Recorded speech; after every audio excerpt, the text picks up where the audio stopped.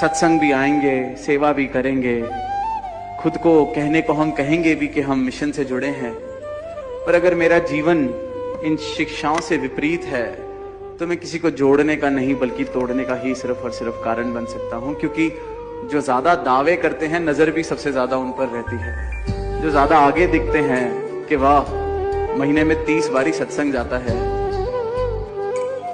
पर आसपास किसी से बोली भाषा सत्कार वाली नहीं। जो दुनियादारी में इसके चाल चलन है, वो व्यवहार, वो कहीं सिर भी किसी एक ठीक ठाक इंसान वाले नहीं।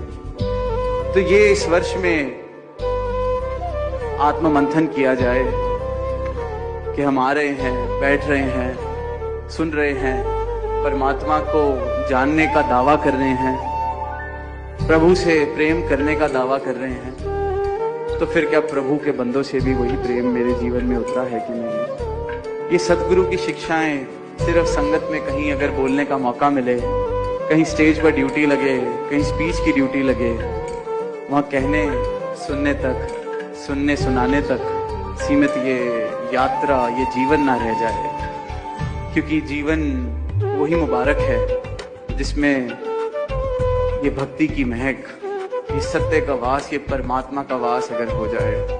तो आज इस नव वर्ष पर, इस दिन पर यही चेतनता, हम खुद भी चेतन होएं और इस बात पर गौर सारे के सारे महात्मा, खासकर जो युवा पीढ़ी है, वो जरूर दें कि कहीं जीवन में मेरे सत्संग का पहलू ना घट जाए। मैं सेवाएं, दातार कृपा करे, आज से सब बढ़ चढ़ कर और सेवाएं, चाहे तन की, चाहे मन की, चाहे धन की, हर रूप में करें, और सत्संग का पहलू जीवन में किसी के ना घट सके। वरना वो सेवाएं भी सिर्फ और सिर्फ शारीरिक हरकतें बन के रह जाती हैं, वो सेवाओं का रूप नहीं बन पाती अगर मेरी मन की अवस्था समर्पण वाली नहीं है। और वो अवस्था सिर्फ और सिर्फ सतगुरु के चरणों से, इस सत्संग से, संतों के संग से मिलती है। और यही मनोकामना कि हम सबके ही जीवन में सत्संग का पहलू, सेवा का पहलू, सिमरन का पहलू, और सत्संग से कोई भी पीछे ना रह जाए। वरना बाकी तो काम सारी दुनिया कर रही है, ये जो सत्य है यही हर चीज में शामिल हो जाए।